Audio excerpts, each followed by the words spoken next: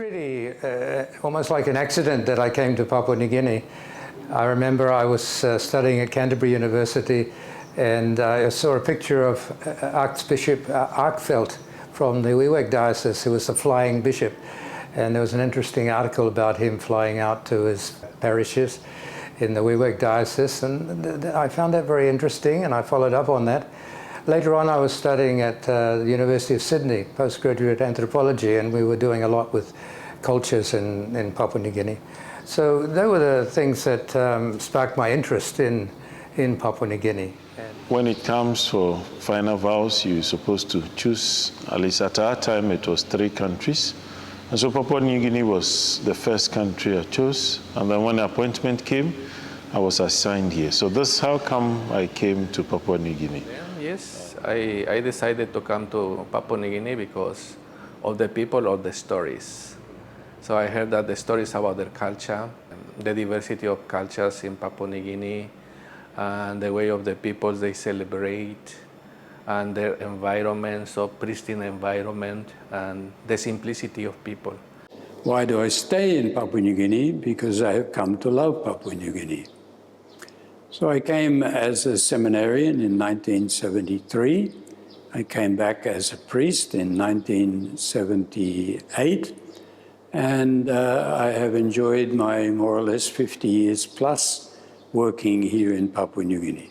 So I came here with my companion in 1987. I was in Sepik for 2 years. I finished that program and went back to India. I finished my theological studies and returned. And when I returned, I was appointed to Divine Word. That time it was institute. I was appointed as a chaplain, also as a teacher there. So I worked as a chaplain there for nearly 6 years. Then I went for studies, and again I came back to Divine Word.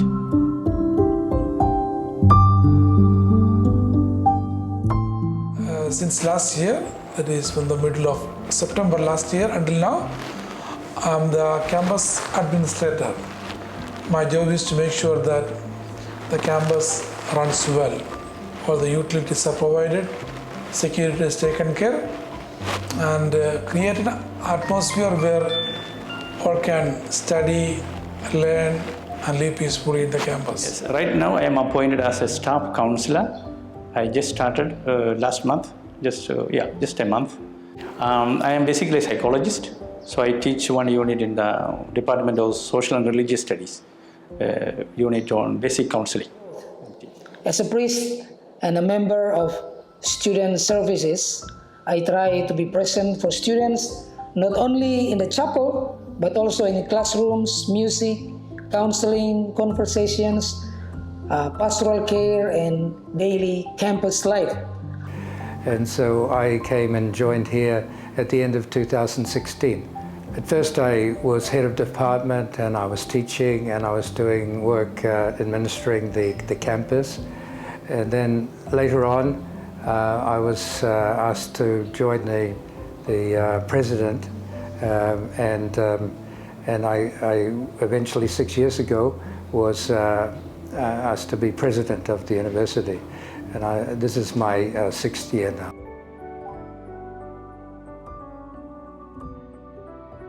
My joy as a doctor was to see young people, especially young people, patients restored to good health.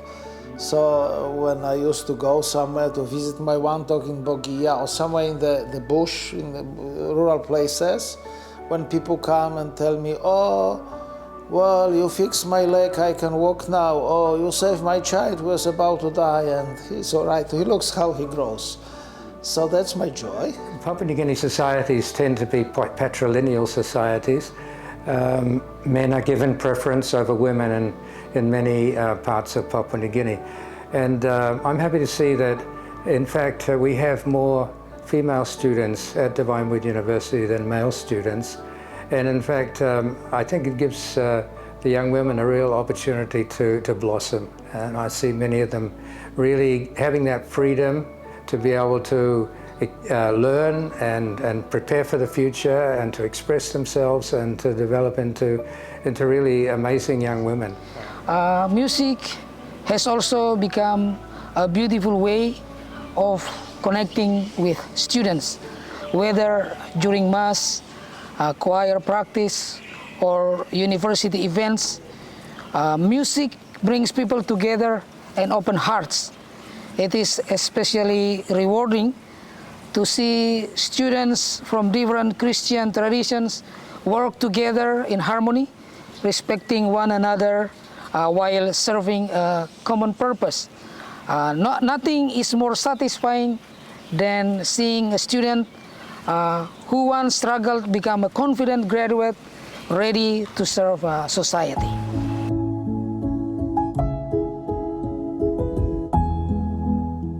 Challenges for young people. Yes, the contemporary world offers numerous distractions, like at the university they have 24 hours access to internet, so it's big temptation for young people. Some of them, they got addicted to social media, into internet, so it affects negatively their learning and teaching. So there is an interest in education, but still it still remain a big challenge for Papua New Guinea. Many people don't go to higher education, or even a lot of dropouts from the high schools. So they are big challenges. You have some brilliant students, but because of financial situations are not able to live comfortably or even under the environment of learn comfortably, because their mind is on where will my next meal come from, where will my school fees come from. And so they are in a class, but they are worried. They are in a class, disturbed. They are in the chapel, disturbed. And so it doesn't help them give their best. How difficult it is for young people, in a sense, to really critique the cultural pressures that they are under. Cultural pressures push them in directions that may not bring them happiness, that may not bring them joy in life, may not provide good employment for them. We see this in the various conflicts that young people can get involved in, the pressures they are under with regard to drugs and other forms of peer pressure. As they struggle to obtain their own autonomy and to, understood properly, in a sense, escape from the negative dimensions of culture so that they are genuinely able to contribute to a multicultural, intercultural society like Papua New Guinea. It's a big challenge for them. Okay, some days students take alcohol and make issues here. Some sort of disciplinary issues are a problem. And some days students, they don't really appreciate the food that they eat. And they complain about, oh, quality is poor, this kind of things are there.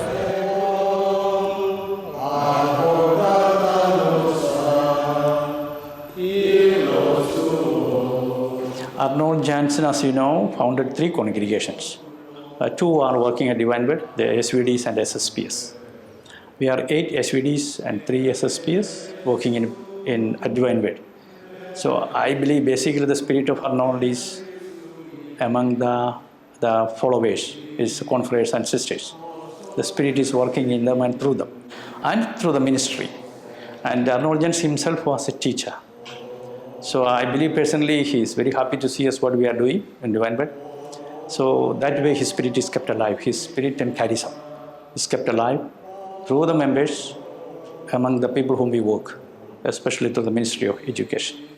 The psychoeducation program, which is designed to help students develop the knowledge, attitudes, and practical skills they need to maintain their mental, emotional, social, and spiritual well-being. Usually when people smile all over the world, we can more or less find out they are smiling. When they are angry, more or less we know they are angry. Of course, you can hide, that's a different matter. Humans have universal ways of signaling their emotions with their faces. May the darkness of sin and the night of unbelief vanish before the light of the Word and the Spirit of grace. And may the heart of Jesus live in the hearts of all people. And that's a beautiful prayer that we say every day after Mass, and I think it captures the spirit of Arnold Janssen. The majority of students here are not Catholic. They belong to other religious denominations. Only 1/3 of the students here are Catholic, only about 1/3 of the staff are Catholic. But we like to think that spirit that comes from Catholic social teaching and from the Catholic tradition, as we call it, is alive and well here at Divine Word University. Study, learning, academics, especially in the area of culture studies, would not only be of benefit to the SVD, but also to the people among whom we work. So our commitment to higher education here at Divine Word University is very much at the heart of our founder and very much at the heart of the mission of the SVD globally. So the spirituality it is to express in the charter of Divine Word University. That so Divine Word University embraces all people, yeah, from various cultures, and it does not make any difference between races, and then it doesn't make any difference also between gender. So everyone is welcome. So I see that the spirituality of Arnold Janssen is very much alive here. Here we are at the sports field, and I think sport is a wonderful example of just learning to compete and to play with other people without necessarily having to win. I think that is part of being a student here at Divine Word University, in a way building those qualities which will enable you to be a good team member in Papua New Guinea.